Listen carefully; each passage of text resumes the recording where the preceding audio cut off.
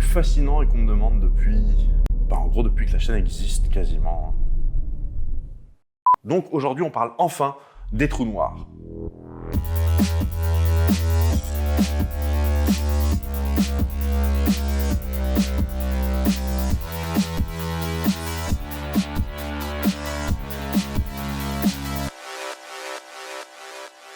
Alors, vous connaissez le topo sur la chaîne, hein. Évidemment que pour parler des trous noirs, je vais commencer par faire 1 milliard de digressions dans l'histoire qui vont finir par nous amener à ça.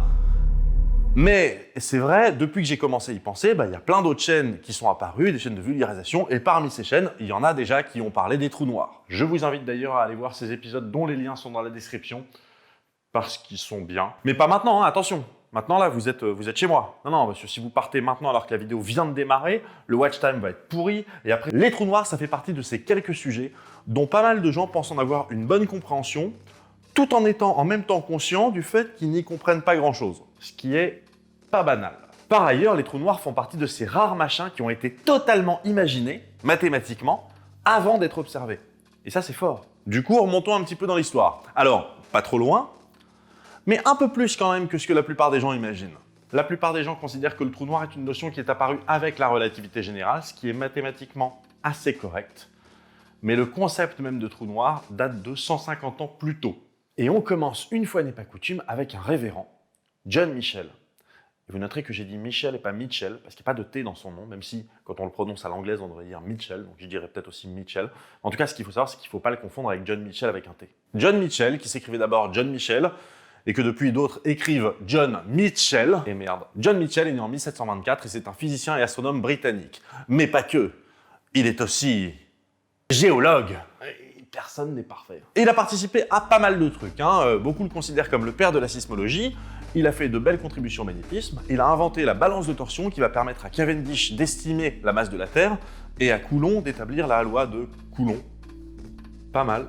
Mais si j'en parle ici, c'est surtout parce qu'il a écrit une lettre à Cavendish le 27 novembre 1783, lettre qui sera publiée l'année suivante dans le volume 74 du Philosophical Transactions of the Royal Society of London, et dont le titre est si interminable que j'ai même pas cherché à commencer à peut-être l'apprendre. Je vais simplement me contenter de vous l'afficher et de le lire hors champ, ce qui va me permettre en même temps de le traduire. On the means of discovering the distance, magnitude, etc. of the fixed stars in consequence of the diminution of the velocity of their light in case such a diminution should be found to take place in any of them, and such other data should be procured from observation as would be further necessary for that purpose. Donc, sur les moyens de découvrir la distance, la magnitude, etc. des étoiles fixes en conséquence de la diminution de la vitesse de leur lumière, au cas où une telle diminution serait présente, et de données du même genre qui seraient obtenues à partir de ces observations autant que serait nécessaire à cette fin.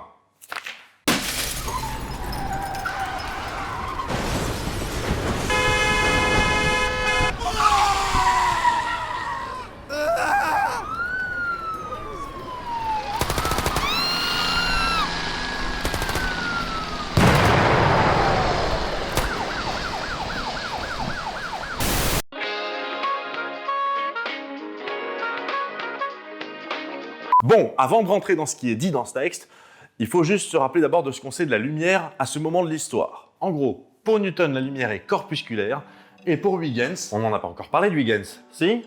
Non. Ok. Alors, je le note. Huygens. Ah, on en parlera plus tard. Pour Huygens, donc, la lumière est ondulatoire. Mais si la lumière est corpusculaire, et surtout si elle est dotée d'une masse, y compris simplement d'une masse inertielle, alors elle est sujette à la gravitation. Rapidement, la masse d'inertie.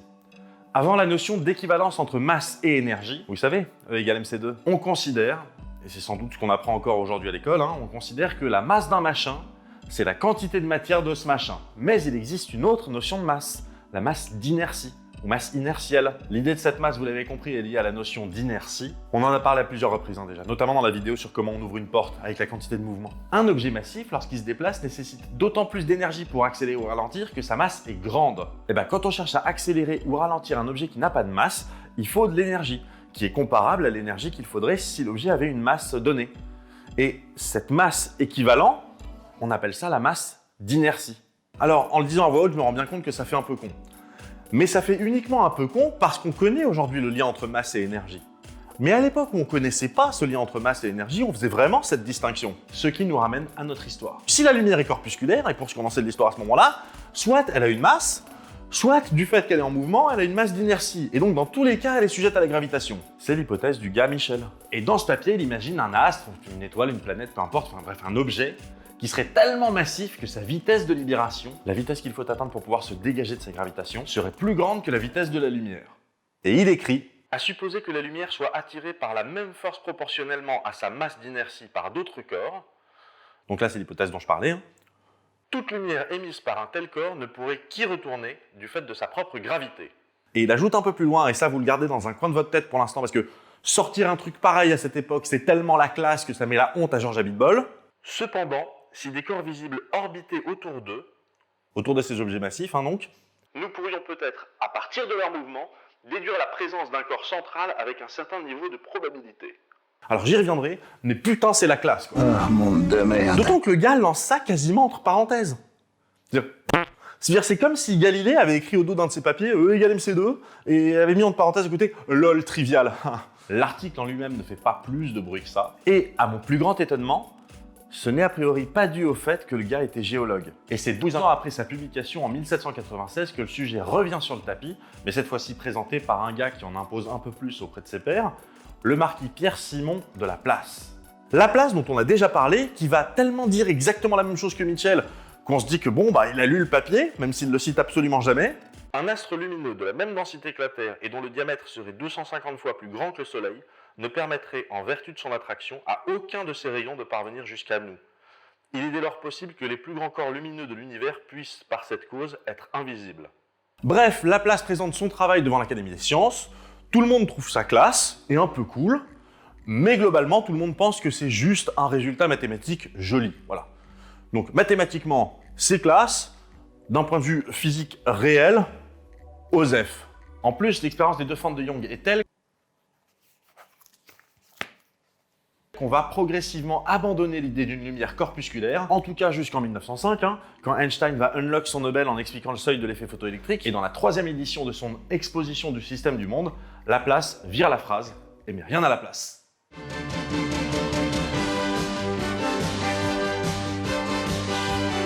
Oh, il a honte le petit marquis.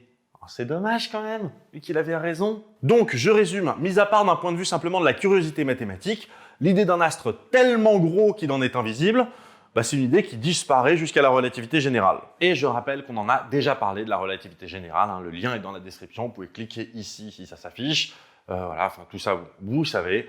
Bref, la relativité générale c'est en 1915. Et c'est une série d'équations qui sont bien compliquées comme il faut. À tel point qu'en 1915, Einstein lui-même doute qu'on puisse trouver un jour des solutions exactes à ces équations. Sur ces équations, justement, petite parenthèse, une fois n'est pas coutume. Attends, mais tu rigoles ou quoi? On en fait tout le temps des parenthèses, on fait que ça. Oui, mais là, je vais parler des équations. Et pour le coup, les équations, on n'en parle jamais en détail. Ah ouais, ok.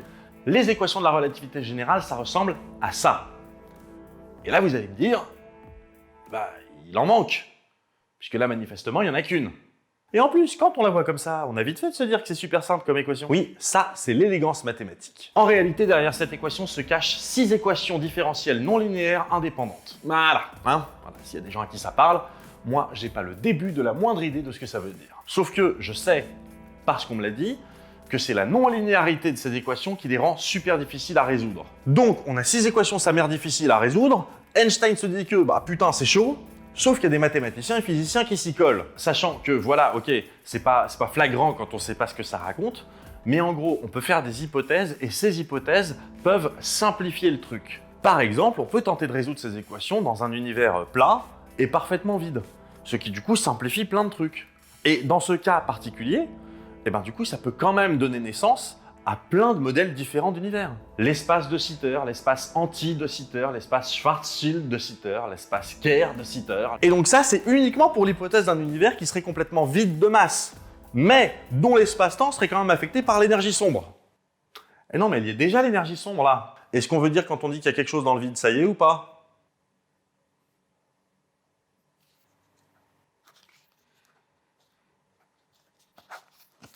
Une hypothèse proposée pour apporter une solution exacte aux équations d'Einstein provient d'un physicien allemand qui s'appelle Karl Schwarzschild. Ça veut dire bouclier noir. Voilà, je le dis, je sais que ça tombe comme un cheveu sur la soupe, mais le premier gars qui va formaliser la notion de trou noir, son nom, c'est bouclier noir. Et c'est quoi l'hypothèse de Schwarzschild? Vous allez voir, c'est un truc tout con. En fait, il cherche à décrire le champ gravitationnel à l'extérieur d'un corps massif en forme de boule et dont la distribution en masse est homogène. En gros, ce serait le champ gravitationnel autour d'une étoile. En gros. Et à peine quelques mois après la publication d'Einstein, Schwarzschild trouve une solution. Et sa solution va montrer plusieurs choses très intéressantes. Déjà, il montre que le champ gravitationnel existe, y compris si la masse n'est pas réellement présente. Non, c'est mal dit. Ok, précisément, ce qu'il montre, c'est voilà, si vous avez une boule massive, il y a un champ gravitationnel autour, et si vous prenez en fait toute la masse de cette boule et que vous la concentrez en son centre, en un point, le champ gravitationnel à l'extérieur de la boule reste le même. Ça peut vous sembler tout con comme ça, et surtout si vous avez le réflexe à l'école, quand on étudie les mouvements des corps, de réduire les objets à un point massif. Mais sauf que, je veux dire là, ça marche, ça ne change rien. Ensuite, ce que ça montre, c'est que plus on s'éloigne de cette boule massive, plus l'intensité du champ gravitationnel va être faible, ce qu'on savait déjà, donc merci pour ça.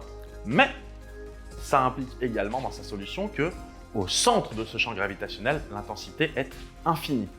Et là, pardon, mais c'est carton rouge, direct. Ah mais attends, j'ai pas fini. On l'a dit, on l'a redit moult fois. En mathématiques, oui, l'infini, on s'en cogne, on peut en avoir de partout, on n'en a rien à secouer. Mais en physique, dans le monde de la réalité véritable, l'infini, c'est non. Irrémédiablement. Et irrévocablement, non. Non mais tu penses bien qu'il le sait, ça. Ah bah ça va alors. Enfin, ce qu'il montre, c'est qu'il y a une zone autour de ce point central dans laquelle il y a certaines quantités qui sont nécessaires pour calculer le champ gravitationnel. Et ces quantités-là ne sont pas définies. Attends, mais... Alors, 2 secondes, là il va falloir qu'on revienne aux équations d'Einstein pour comprendre ce truc-là, mais vous inquiétez pas, ça va pas faire mal. Ça fait pas mal, seulement si on détaille pas trop quand même. Dans l'équation d'Einstein, il y a un machin qui s'appelle G mu nu. C'est son nom, voilà. Et ce machin, ça s'appelle le tenseur métrique. Un tenseur métrique, vite fait. Waouh. Alors c'est un objet mathématique velu, c'est un objet mathématique velu, c'est un objet mathématique qui va permettre de mesurer les longueurs et les angles. Et dans la solution de Schwarzschild, ce tenseur métrique fait apparaître un coefficient sous la forme d'une fraction. Alors pas de panique, G, c'est la constante gravitationnelle, c'est une constante, on la connaît, c'est un nombre. C, c'est la vitesse de la lumière dans le vide. On a l'habitude de cette constante, c'est un nombre, ça fait environ 300 000 km/s. M, c'est la masse de la boule massive autour de laquelle on cherche à étudier le champ gravitationnel. Et R, c'est le rayon de cette boule. Comprenons-nous bien, ce que montre Schwarzschild, c'est que si la boule fait 1 km de rayon et qu'elle pèse 1 kg, ou si elle fait 500 mètres de rayon mais qu'elle pèse toujours 1 kg, le champ gravitationnel au-delà de ce kilomètre initial sera toujours le même. Maintenant, soyons clairs, on est ici avec un truc mathématique, certes, mais qui est quand même censé décrire un truc physique. Donc réel en quelque sorte. Ce que ça veut dire, c'est que si la masse est constante mais qu'on fait varier le rayon, le champ gravitationnel au-delà du rayon initial sera toujours le même. Notamment, si on fixe la masse, mettons la masse du Soleil, on peut faire varier mathématiquement R jusqu'à ce que R soit pile égal à 2gm sur c au carré. Auquel cas, notre coefficient, si je remplace R par sa valeur, alors on se retrouve avec une fraction qui vaut 1 sur 1 moins 1. C'est-à-dire qu'on se retrouve avec une division par 0. Et ça, c'est caca. Ce rayon si particulier, on l'appelle le rayon de Schwarzschild. Et il est très important dans cet épisode.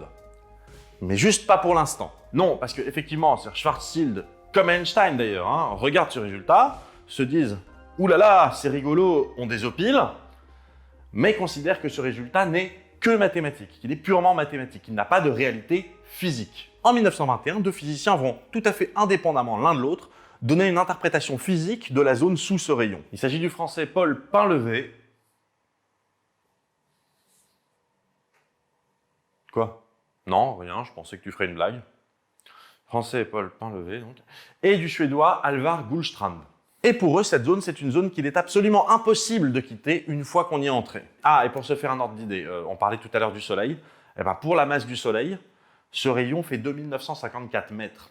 c'est-à-dire un petit peu moins de 3 km. Donc il faut imaginer un truc qui fasse la masse du Soleil, mais 3 km de rayon. C'est pas si étonnant que ça que Schwarzschild et Einstein n'y aient pas spécialement cru. Et c'est alors que les Indiens attaquent.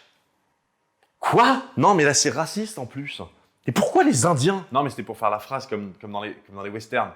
Je sais bien que c'est pas les mêmes Indiens. Non, ok, j'ai compris, mais sauf que là, il y en a qu'un seul d'Indien, et il attaque que dalle. Ouais, je sais. Pardon. Non, mais c'est avec ce genre de lourdeur qu'après on se retrouve à devoir... Bref, c'est Subrahmanyam Chandrasekhar. Il est né en 1910, on l'appelle communément Chandra, c'est un astrophysicien et mathématicien indien qui va ensuite devenir américain. Évidemment, il a fait ses études au Trinity College de Cambridge, et évidemment, il fait partie de la Royal Society.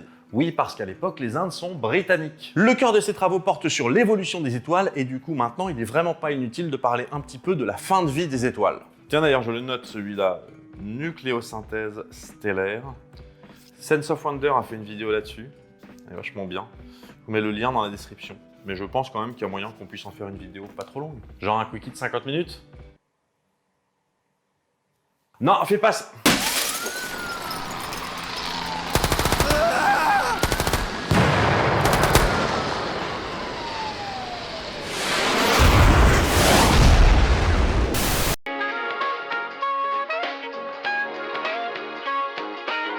La fin de vie d'une étoile dépend de la masse de cette étoile. Pour une étoile dont la masse est équivalente à quelques soleils environ, l'hydrogène qui fusionne représente 10% de la masse de cette étoile. Et à mesure que cet hydrogène est transformé en hélium, on en a parlé vite fait dans les épisodes sur le Big Bang, on en parlera plus en détail quand on parlera de nucléosynthèse stellaire, la concentration en hélium dans l'étoile augmente, l'étoile finit par se contracter à cause de sa pression gravitationnelle, et la température augmente. Si bien que l'hydrogène qui se trouve encore dans les couches externes de l'étoile, puisque l'hélium est descendu, ça c'est Archimède, entre en fusion. Et comme ça se passe à l'extérieur et pas dans le noyau, cette fusion, elle irradie dans toutes les directions. Dans toutes les directions, donc notamment vers le cœur de l'étoile également. Ce qui fait que ça augmente encore la pression dans le cœur de l'étoile, donc ça fait augmenter sa température, et quand cette température atteint les 100 millions de Kelvin, il y a des nouvelles réactions qui apparaissent et qui produisent du carbone. Et dans le même temps, la fusion qui continue à l'extérieur va dilater les couches externes de l'étoile, qui du coup va grandir, et donc par conséquent va se refroidir. Et donc à ce stade, l'étoile est beaucoup plus grande qu'avant, mais comme elle est beaucoup plus froide, elle est beaucoup plus rouge. On en a parlé dans la vidéo sur Kelvin. Chaud égale bleu, froid égale rouge. Je sais, c'est pas naturel, à cause du robinet, mais c'est la réalité. Et on appelle désormais cette étoile une géante rouge. Et qu'est-ce qui se passe ensuite lorsque le noyau n'a plus d'activité et que les couches externes sont froides?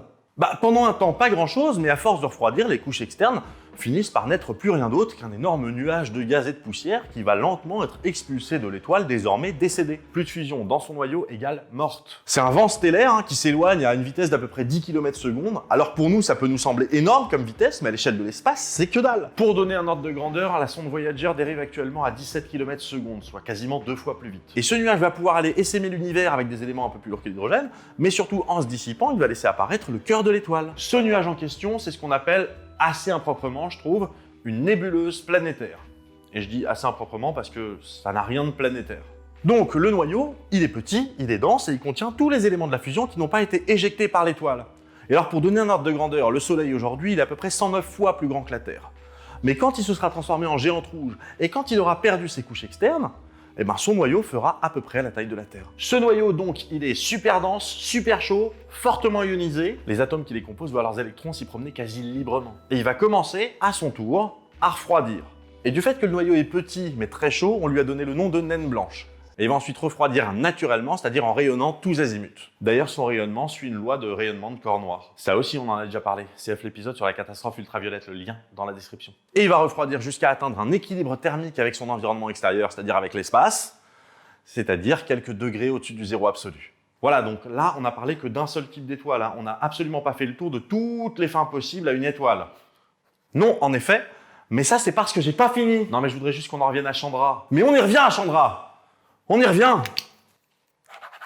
Donc Chandra étudie la structure interne des étoiles et en particulier des naines blanches. Et il est en train de préparer sa thèse au Trinity College. Donc il y rencontre des tronches comme Dirac, Milne ou Eddington. Dirac, Milne, Eddington. Ce que propose Chandra, c'est que les naines blanches ont une masse limite. une masse maximale, qu'on appelle indifféremment limite de Chandrasekhar ou masse de Chandrasekhar. Et que si elle dépasse cette masse maximale, elle devient instable et s'effondre sur elle-même. Bon, attendez, ça tombe pas de nulle part non plus, hein.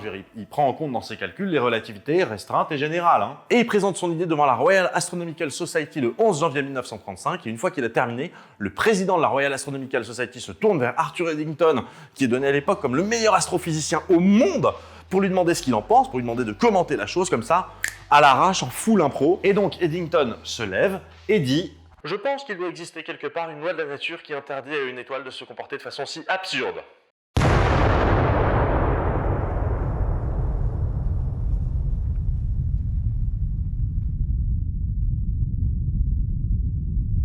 Bon, sauf que Eddington ne se contente pas juste de sniper Chandra, je veux dire, c'est pas un con non plus, voilà. Donc il va juste revenir ensuite sur les travaux, il va dire que c'est remarquable, que mathématiquement c'est hyper élégant, tout ça, enfin voilà, il va en dire beaucoup de bien, mais après il va dire, attendez, vous vous rendez compte, si une étoile se comportait comme vous dites, ça veut dire, voilà ce qui pourrait se passer. Et là il commence à décrire le comportement d'un trou noir, à l'arrache, en full impro, sans notes, sans rien, pour dire que c'est pas possible. Et il n'a pas non plus complètement tort, parce que effectivement, c'est pas comme ça que se comporterait une naine blanche un peu trop lourde. Le comportement d'une naine blanche un peu trop lourde, ça a déjà été théorisé quelques mois plus tôt. Lorsque James Chadwick découvre le neutron en 1932, le physicien russe Lev Landau, que Giorgio Ladekon, vous vous rappelez, hein, Georges Gamow, épisode sur le Big Bang, bien dans la description. Bref, Giorgio Ladekon l'appelle simplement Do. Do, Do. Do, Do, Do, Do, Do, Do, Do, Do. Après la découverte du neutron, donc, Landau imagine une étoile quasi exclusivement constituée de neutrons et dont la structure, similaire à celle d'une naine blanche, serait régie par un phénomène de la mécanique quantique qui s'appelle pression de dégénérescence. Non mais ça va, je vais le faire là maintenant. Normalement, dans ce qu'on appelle des conditions normales, la pression d'un gaz est liée à son volume et à sa température. Si vous maintenez un volume mais que vous augmentez la température, la pression augmente. Si vous augmentez le volume en contraignant la température, la pression baisse, ce genre de choses. Par exemple, si vous pressez une pompe à vélo en bouchant l'orifice de sortie, vous faites augmenter la pression en contraignant le volume, la température augmente. Au-delà d'une certaine densité, la matière va finir par se disloquer et se comporter comme un fluide, comme un gaz. Et on rappelle, même si on n'en a pour l'instant jamais parlé, mais je sais pas ni quand vous regardez ces vidéos, ni dans quel ordre vous les regardez, ouais mais note-le quand même. On rappelle que le principe d'exclusion de Pauli interdit par exemple à deux électrons d'occuper la même orbitale avec le même spin. Or, avec la pression qui augmente et qui augmente et qui augmente, les orbitales d'un atome vont se retrouver à se superposer avec les orbitales des atomes voisins. Et s'il y a encore des électrons sur ces orbitales, ce qui va se passer, c'est que la pression de dégénérescence, c'est un phénomène qui va empêcher les atomes de plus se rapprocher les uns des autres. Et justement, ce que les travaux de Chandra ont montré, c'est qu'au-delà d'une certaine masse, la pression gravitationnelle l'emporte sur la pression de dégénérescence et que les atomes ne se retrouvent plus bloqués à une distance minimale les uns des autres. Le machin qu'imagine Lev Landau, c'est ce qui va s'appeler assez naturellement une étoile à neutrons. Et la structure d'une étoile à neutrons est la suivante. D'abord, il y a une espèce d'atmosphère qui fait quelques centimètres. Ensuite de quoi, il y a la couche extérieure qu'on va appeler plutôt la croûte externe qui peut aller de 3 à 500 mètres et qui est composée principalement d'ions, enfin de noyaux atomiques et d'électrons libres, comme le cœur d'une naine blanche. Mais la pression est telle que la fusion devient possible entre électrons et protons, ce qui produit des neutrons, ce qui fait que la concentration en neutrons augmente. C'est pour ça qu'on l'appelle une étoile à neutrons. Par exemple, on peut se retrouver avec des isotopes assez exotiques, comme le nickel 62 et ses 34 neutrons. Là où le nickel classique, le nickel 58, n'en a que 30. Ensuite, on a la croûte interne qui mesure à peu près 2 km. Et au sein de laquelle la concentration en neutrons dans les noyaux atomiques augmente, est très grande. Et lorsqu'elle dépasse un certain seuil, les neutrons sont expulsés de ces noyaux atomiques. Ce qui fait que la croûte interne est composée à peu près comme la croûte externe, mais avec des noyaux atomiques qui sont moins riches en neutrons. Mais, du coup, avec des neutrons libres. Et alors qu'on descend dans les profondeurs, la densité continue d'augmenter. Ce qui fait que quand on arrive au noyau externe qui fait quelques kilomètres d'épaisseur, les noyaux atomiques n'y sont plus stables. En gros, là, on a une soupe de protons, d'électrons et de neutrons, mais avec une large majorité de neutrons. Et enfin, on arrive dans le noyau interne, qui peut faire 3-4 km d'épaisseur, et quand on arrive là-dedans, on ne sait pas. On nage en plein inconnu. Alors, oui et non, hein. On sait que là, les quarks qui composent les protons et les neutrons se réorganisent. C'est juste qu'on ne sait pas du tout comment ils se réorganisent. Bref, une étoile à neutrons, c'est un objet cosmique qui fait à peu près 20 km de large, qui a autrefois été une étoile, et qui est aujourd'hui largement constitué de neutrons dans un état superfluide. Un superfluide, c'est un fluide qui n'a aucune viscosité. On ne va pas détailler ça maintenant. hyper fluide. Et la différence fondamentale avec les naines blanches, c'est que les naines blanches sont tenues en place par leur pression de dégénérescence, alors que pour les étoiles à neutrons, c'est bel et bien l'interaction nucléaire forte qui tient le tout en place. On en a parlé dans les épisodes sur le Big Bang de l'interaction forte. Là, on en est à un stade où on parle d'objets dont la taille va diminuer si la masse augmente. À ce niveau de densité, la Terre entière tiendrait dans un cube de 400 mètres de côté. Tiens, sinon, petit sondage, est-ce qu'il y en a 2-3 parmi vous qui se rappellent qu'à la base, on était censé parler de trous noirs? Vous savez? Ça, à 2 minutes, ça va, on avance quoi. Lorsqu'une naine blanche fait partie d'un système binaire, c'est un système à 2 étoiles et c'est hyper courant comme configuration, elle va attirer puis absorber toute l'énergie de sa sœur, ce qui va faire augmenter sa densité et sa masse. L'attraction se fait par accrétion, ce qui signifie que ça se fait progressivement. Donc elle va agréger dans ses couches externes, par absorption, toute la matière de sa sœur au fur et à mesure. Et là, il n'y a que 2 issues possibles quand on atteint la masse de Chandrasekhar. Soit la naine blanche va s'effondrer en étoile à neutrons, soit il va se produire autre chose. La température interne du cœur de la naine blanche augmente tellement qu'elle réenclenche le processus de fusion en fusionnant le carbone. Mais comme c'est la pression de dégénérescence qui lutte contre la gravitation, l'augmentation de température ne fait pas se dilater la naine. Titre. Or, c'est cette dilatation qui permettrait de la refroidir. Sérieux, là, tu fais exprès. Non, la température continue d'augmenter, jusqu'à emballement complet de la machine à fusion. Et après, en quelques secondes à peine, la quasi-totalité de la naine blanche est consommée dans une détonation thermonucléaire phénoménale qui anéantit définitivement l'étoile. C'est ce qu'on appelle une supernova thermonucléaire. Et il existe différents types, plus ou moins violents, de supernova. Là, dans l'exemple qu'on vient de donner, il s'agit d'une supernova thermonucléaire de type 1A.